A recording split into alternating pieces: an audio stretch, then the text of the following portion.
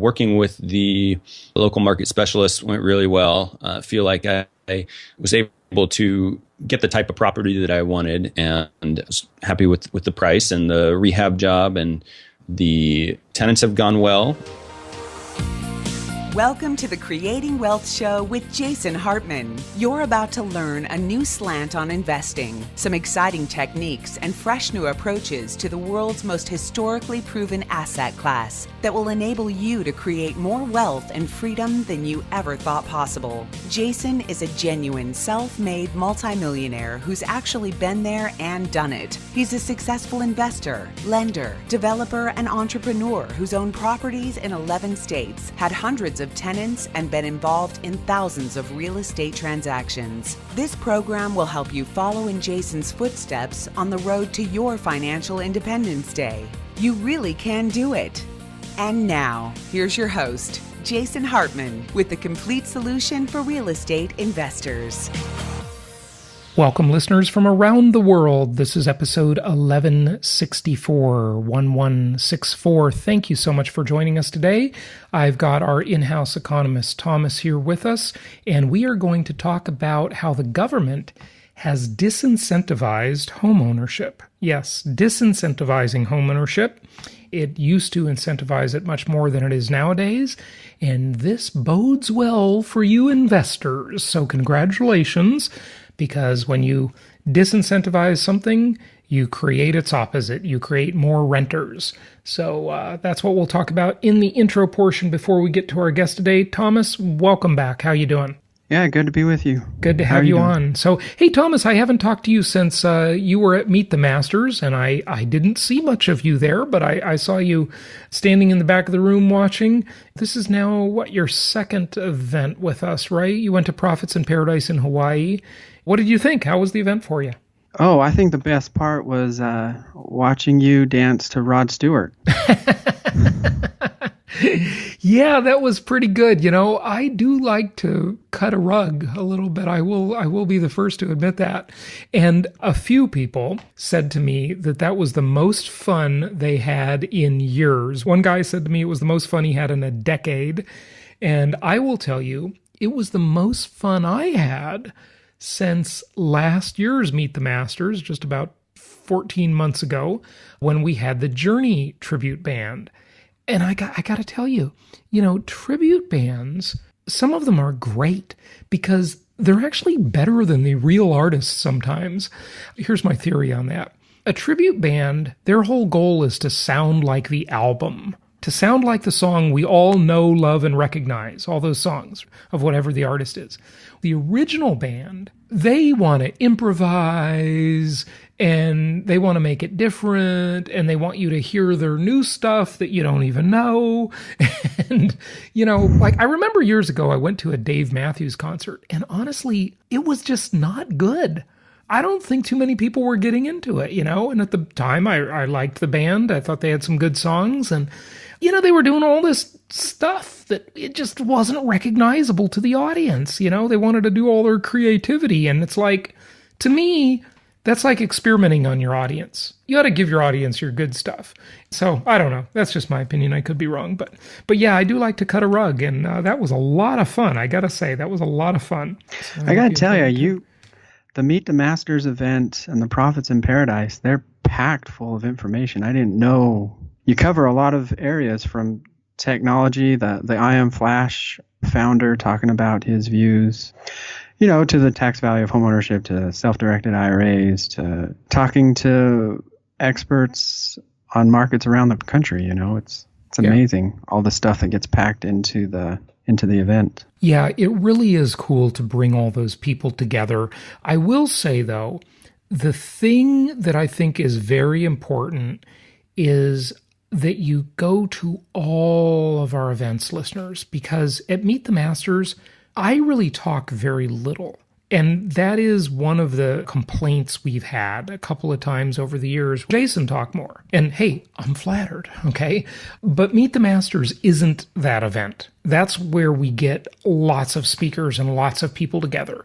The other events like Creating Wealth and JHU, Jason Hartman University, those are where it's really just me presenting, and I'll have a couple of other speakers that'll just present for a very short time.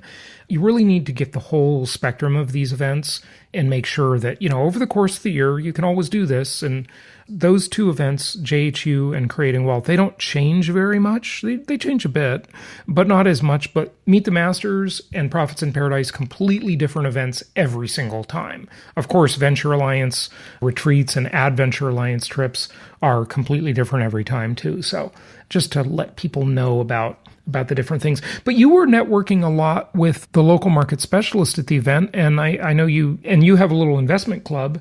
You're interested in some of our Ohio properties, it looks like, right? Yeah, we want to invest in some more income-producing properties outside of the state of Utah. So, yeah, we want to go to Ohio and Pennsylvania. Good stuff. And yeah, Pennsylvania was a new market that we presented there at Meet the Masters. So we're excited about that one. We have looked to get into that for quite a few years, but we were just not satisfied with any of the teams we were finding. And we think we've got a really good team now. So that's good. Well, hey, today, Thomas, you wanted to talk about the subject of disincentivizing homeownership. And I think this is really cool. Now, the typical real estate thinker will think, oh, this is bad news, right? This is terrible. The government is taking away incentives for people to buy real estate. Well, that's fine with me. This only applies to homeowners, not to investors. And the fewer homeowners who have these artificial incentives to buy a house in which to live, which I've told you for years is just not that good a deal, the more it will create additional rental demand. And the more renters there will be in the marketplace, creating upward pressure on rents, which is, hey, it's great for everybody listening. Tell us a little bit about this, if you would, and give us the comparison between prior to federal tax reform last year and then, now what it's like under the new reform. Yeah, so I'll start in the 70s. Basically, the tax value of owning a median-priced home was around $2,000 in the 70s, and then it bumped up to around $6,000-$7,000 in the 80s. And it stayed around there. It depends on what mortgage rates did over the period, but in general, on average, the tax value of owning a home was around $6,000. And the way I get to that is I'm taking the difference between mortgage interest paid and what the standard deduction was. So essentially, say a family earning $70,000 and paying $14,000 in mortgage interest, their incentive was to itemize their deductions and take their mortgage interest off of their taxes. And with federal tax reform, it basically doubled the standard deduction for a typical filer from around $13,000 to $24,000. So that family that was making $70,000 and paying $14,000 in interest, now there's no incentive for them to pay interest because they'll just take the standard deduction of $24,000. So essentially they, whether it makes a difference on the margin for moderate income families, it's still yet to be seen. It doesn't make a difference for everybody, but this is not the rich we're talking about here, okay? With the new tax reform, and I say new, it's a little over a year old now, right? But it's new enough in the tax world. We saw the limit to the SALT, what's known as SALT, the acronym, state and local taxes. We saw the limit to those deductions. And with that really was a slam on, wealthier people, not super wealthy necessarily, they don't care too much, but on wealthier people. It disincentivized living in expensive areas, California, New York, etc. That hurt them. Now, what you're talking about, though, is how it affects just someone making $70,000, right? That's not a ton of money in today's world.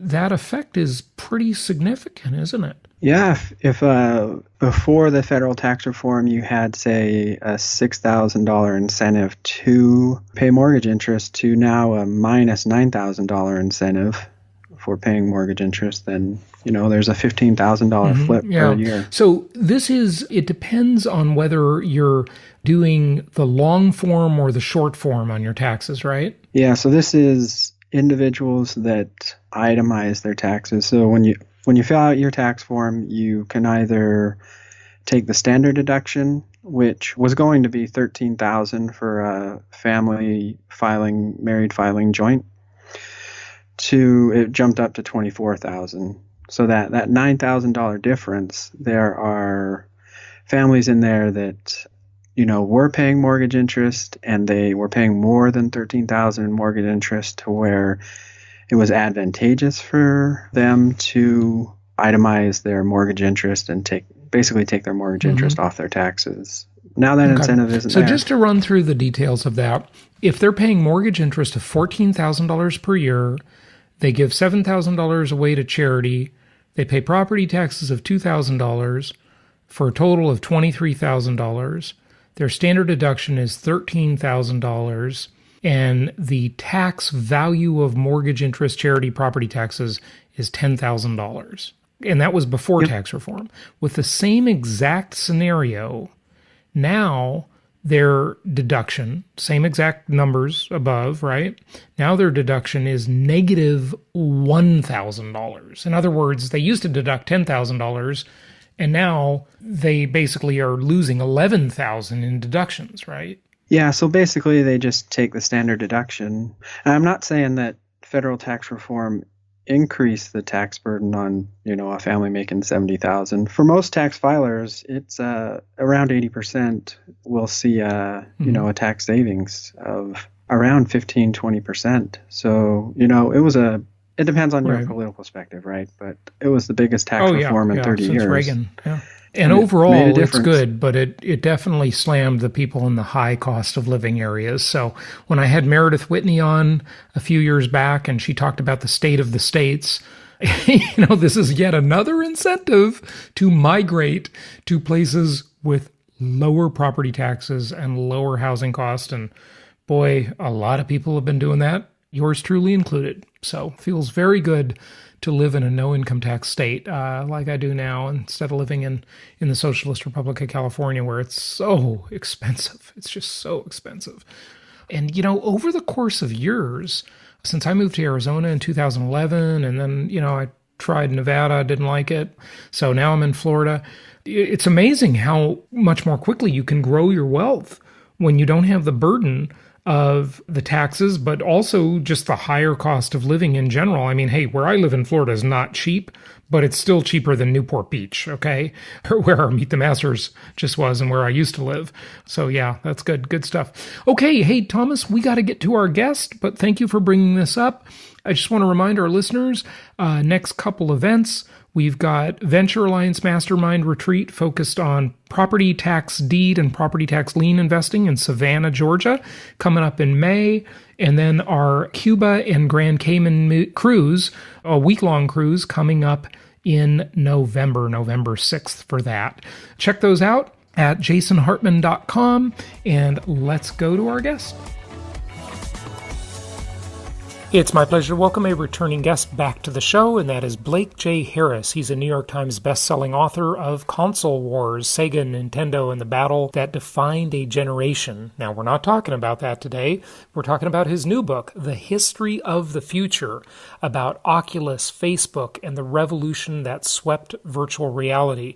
Interesting that he says swept in past tense. We'll see what he says about that. He's got a new TV series out, published by Legendary Pictures with Seth Rogen, Evan Goldberg, and Scott Rudin, and executive producer, Sony's feature film adaptation of Console Wars. I think this should be an interesting talk. The future ain't what it used to be, as they say. Blake, welcome. How are you? I'm good. I'm busy thinking about the future, and you're spot on. It ain't what it used to be. It's changing every day. Yeah, that's for sure, as Yogi Berra famously said. It's interesting, as I noted in your intro, that you put in past tense the revolution that swept virtual reality. I don't even think we've started the revolution yet, have we? Oh, it's an interesting observation. No one's asked me about that, and it was by design a bit. Obviously, virtual reality and augmented reality headsets are not ubiquitous at all right now, so it would be premature to say that we've succeeded in this revolution. But I do think that there was such an energy and fervor around Oculus, their Kickstarter in 2012, and the excitement around gaming and virtual reality that it did feel like a revolution that has already happened and, of course, set a lot of things into motion that hopefully will be leading to bearing fruits over the next few years. But to me, it did feel like there was a special time for virtual reality between 2012 and 2016 that has come to an end, not the end of virtual reality, but that phase of the revolution did feel like it was a self-contained story. So, Blake, one of the possibly most amazing things is how virtual reality, Oculus Rift, Facebook, it will change the way we socialize, it will change the way we date, it will change the way we meet people, the way we have business meetings. Wow. It's hugely significant, isn't it? Absolutely. I mean, I mentioned that the reason I felt that virtual reality revolution from 2012 to 2016 was sort of this self-contained thing was because it really was very gaming oriented. Oculus was founded in 2012, and their tagline, their mission was actually to help people step into the game. And then in 2014, Mark Zuckerberg and Facebook acquired Oculus for $3 billion. And it was for all of the reasons that you're describing: the future of education, the future of training, the future of productivity, the future of dating. And it really does have the potential to do all of those things in ways that ways that we can imagine, some ways that we cannot. But really, it comes down to this idea that was such a significant part of what the guys at Oculus were building towards, which was presence, to feel like you are actually somewhere else when really physically you're in the same place wearing a headset. And the potential of that, I think one of the simplest ways to put it for people who haven't tried a headset is to just think maybe of virtual reality as like the next iteration from phone calls to Skype to virtual reality interactions, where this conversation could be happening virtually in a few years and we'll actually feel like we're together in this other space. Yeah, it's really weird to think of it. And, we left out one huge industry that used to be the biggest industry online before social media. And that's, I say it, but the adult industry, right? And yes. And they always, from what I understand, are kind of the leaders in pushing these technologies because the more, I guess, rich media, right? That it's right. And virtual reality is certainly another step toward the richness, if you will, of the media, right?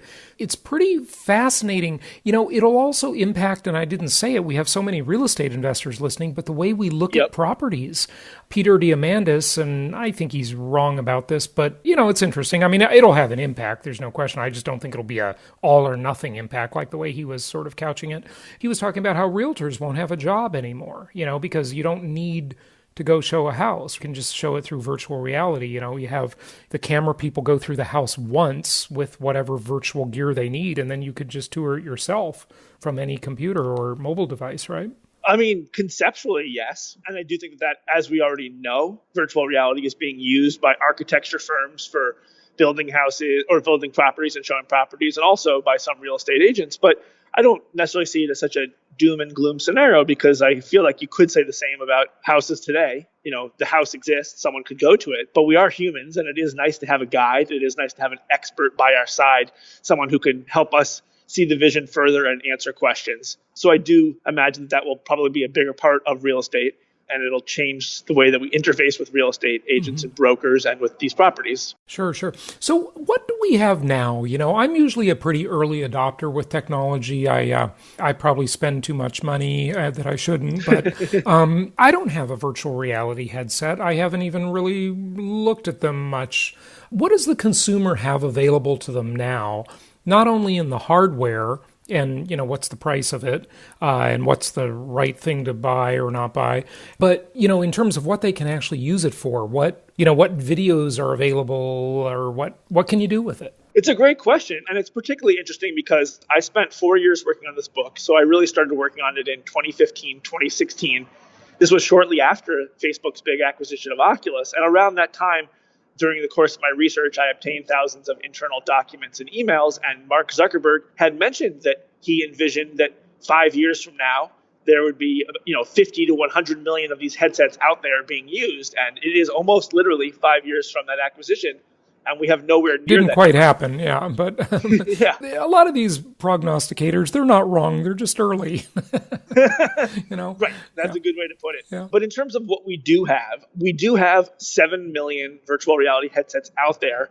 And to use those, though, I think 4 million of them are being used connected to a PC, and 3 million are being used connected to PlayStation 4.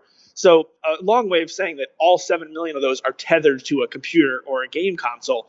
And so, I think the future of virtual reality, the one that is going to make, you buy a headset or more interested in buying one, or my mom or my brother, is an untethered standalone experience, which hopefully could be affordable for a few $100s. And Oculus and Facebook are putting out a headset like that called the Oculus Quest in a couple of months. It's going to be the first affordable headset that does that. And as with so many things over the course of my 4 years working on this is the thing that they think is going to finally make VR take off. It remains to be seen. I think it's going to be a slow burn either way, but at least it moves us in that right direction where it would be affordable and accessible to you. Yeah, you talk about affordability, and I remember literally the last time I looked up Oculus Rift headset, and it was about $650. Yes. And now I'm looking at it right now, this moment, it's $349. It's probably better than that other version too, I'm guessing.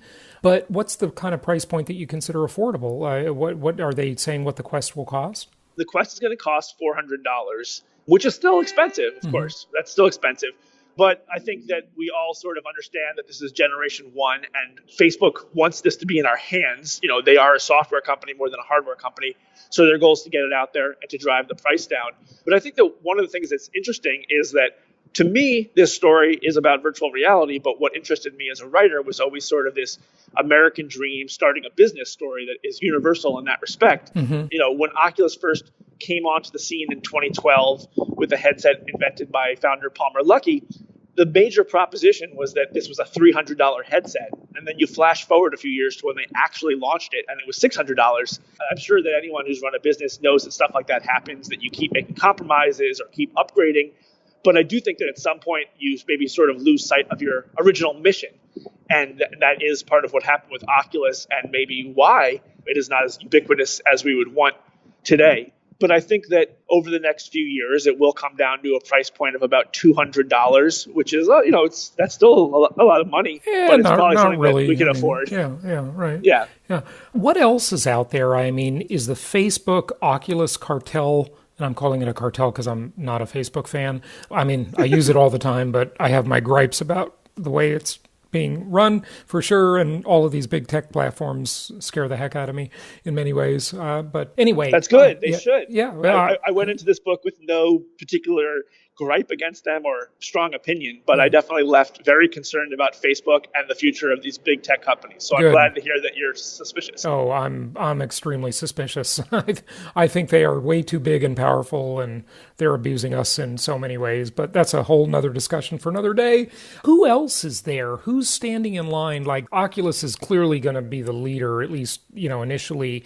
Who's the second place? So second place right now is HTC. They have a partnership with the game company Valve, which is best known for Steam and Steam's hundreds of millions of PC gamer user distribution network.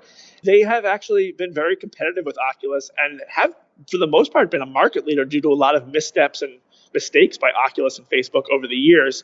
But to your point, Facebook has 2 billion users. They have a big war chest of money, and they do seem poised to lead the next phase of the VR revolution if it were to come to pass. And then you have companies like Apple and like Microsoft and Google as well that have really put more of their efforts towards augmented reality, which is more about the real world experience with virtual and computer generated objects overlaid on top of reality. Right. And it's kind of a good position for them to be in. We think of Apple as the pioneers of the smartphone industry, and they certainly were to a degree, but it helped them that BlackBerry came first and took a lot of the friction points away for them so that they can come in. And I think that we're probably poised for something like that here with virtual reality. Yeah, very good point. Kind of jump to the next section, but I do want to go back for a moment and ask you about what can a consumer really do with it nowadays? What can they use it for? The primary function is gaming. And it's interesting earlier that you mentioned the adult content industry and pornography, because during my years of working on this book, there was always this talk of finding the killer app. What is going to make you or me or anyone out there buy a $400 or $200 VR headset? And people have always talked about it in terms of some game or even some sort of social media platform. But to your point, historically with computing platforms, pornography has been one of those big killer apps.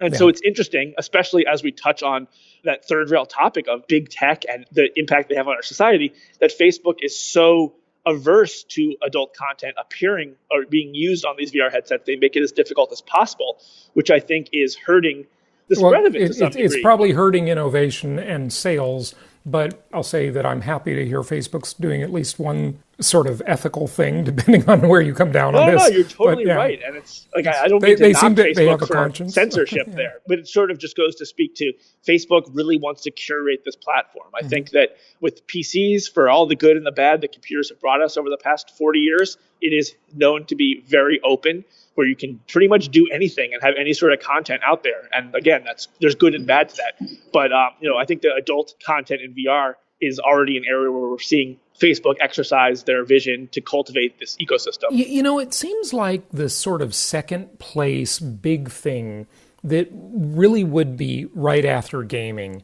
would be social media, and not just social media, but another form of social media, which would be the dating sites. Because, wow, if people could meet and make like virtual reality phone calls, if you will, that would just be incredible. It's bad enough that nobody goes out anymore and everybody's sitting in front of their screen at home and cocooning. This is interesting because it's what the futurist Faith Popcorn predicted way back in the 90s. She called it cocooning, where people would just stay at home. And her impetus for that was literally this big technology. You ready? Don't freak out when I tell you about the technology that she built that cocooning theory around: home theater systems and big screen TVs. Now, those are totally commonplace, but they were really coming up then. She said, you won't need to go to the movies anymore, right? Right. But it became a lot more than that. But it seems like really the social media and the dating platforms would be huge. Also, I could see a huge use for job interviews. That would be really efficient. A whole bunch of things, looking at houses, looking at cars. There's a million applications, obviously, but thoughts on that? A good example of how it can be used in a social context is on Monday of this week, I did a book interview, basically a fireside chat in a virtual space hosted by a VR evangelist, and 50 people, quote unquote, attended virtually. And so after the Q&A, I could meet with some of them and talk to them. And so, it has that semblance of being more like a physical event as opposed to just IMing someone or text messaging someone.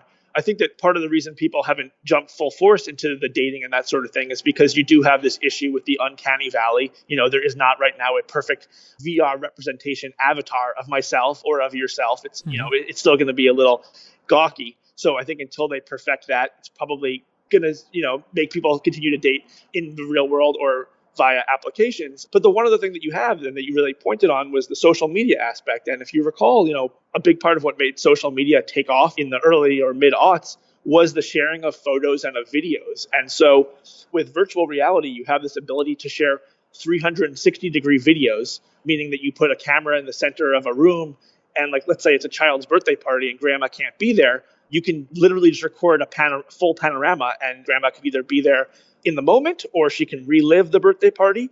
For anyone who's tried one of those 360 experiences, it's kind of incredible because it's like walking through someone else's memory. Like you can walk and visit other parts of this experience that you didn't even go to in the first place. It's pretty amazing. There will be a new thing. Well, we already have it to an extent, and I don't even know the name, but there's a buzzword for it. I can't remember. But there will be virtual reality tourism. That will happen, Right. What about the other senses? Virtual reality plays on, the vast majority is your vision. It plays on your equilibrium, though, which I call the sixth sense. They talk about a sixth sense. We already have one. We already know about it. It's your equilibrium. Right, good point. But, there are also a lot of sensors as far as body movement and touch. And, what about the other senses? So we're still very early in that. I think smell is one that is discussed a lot. There's articles about it because it's perhaps the most fascinating. How do you create a seemingly infinite palette of It's smells? The most difficult. Smell is the most difficult exactly. one to recreate, yeah. So, I've seen experiments of trying to take the most common smells and recreate them, and that's going to be way into the future. But perhaps a workaround for that is where it gets into, scary or maybe empowering territory where you actually tap into the neural circuits. So maybe you're not actually smelling pizza, but you're triggering something in the brain that fires the same receptors that you would normally have when you smell pizza, and you feel like you're smelling pizza. That's sort of more like a matrix type discussion. But that is probably going to take the longest. Like you said, smells is the hardest sense to recreate. Touch is probably going to be where we're focused for now. Getting our hands into virtual reality was a big win and big important thing early on. Tell us how that works. Give us a hint as to how the touch and the motion and stuff works a little bit. Sure. So, whenever I would talk to game developers or content developers, they would always say the first thing you do is in VR is you look down for your hands. And early on, there was no hands. It was a game controller. So bringing your hands into the experience with, Oculus's touch controllers or the wands from the HTC Vive at least gives you the feeling that your hands are there. The Quest is going to be doing finger tracking. So, you should be able to move all your digits and have full dexterity, but then there's also the actual sense of touch. And so that's going to probably be a matter of haptic feedback. There's some different options. We see some of that with video games today, but that's really the areas that these companies are exploring, is to try to bring more haptics into VR. Yeah, it's really interesting. Well, Blake, we got to wrap it up, but is there anything you want to share on like the financial impact to the economy or these companies or I don't know. You just thought I'd throw it out there. One thing that I think about a lot as I walk outside, and I'm sorry if it's a little bit noisy for the listeners, is, I look at all these stores or places where there used to be stores, and I do wonder what is going to be there in the future when so much of this can be done virtually. I mean, we've already seen this tectonic shift in retail due to Amazon and the internet. Now, the retail apocalypse, Exactly. And so what happens when you take that a step further? What happens when you and I decide to go out on a date or a double date and we can do that virtually instead of going to a Starbucks? Yeah. What is going to need to exist in the meat and potatoes real world? Hopefully people smarter than me are thinking of good options and ways that we can still interact physically. But it does make me wonder about that. And I guess from a financial standpoint, that's probably a win. We go to Amazon now and I pick out a jacket and then it's delivered to me. But what if I can just go in there now and go into an Amazon virtual dressing room and try it on? And maybe it's a virtual jacket or maybe it's a real jacket. And that's really where the future of retail is going to be headed. Or maybe you'll just order it on a 3D printer from your home, Exactly. Yeah, there's all, it's an amazing time to be alive. And, with this, it really speaks to the quote that I often repeat. It's my own quote. It just says, geography is less meaningful than it's ever been in human history. Geography is less meaningful than it's ever been in human history. It's still meaningful, but less than ever. And I think that's going to be more so, Give out your website. Of course, you can find the book in all the usual places. And I'm on blakejharris.com. You can see interviews about the making of the book and some excerpts on there. Thanks so much for having me on, Jason. This is great. Hey, Blake, it was a pleasure. Take care. Take care. Thank you so much for listening. Please be sure to subscribe so that you don't miss any episodes. Be sure to check out the show's specific website and our general website, hartmanmedia.com, for appropriate disclaimers and terms of service.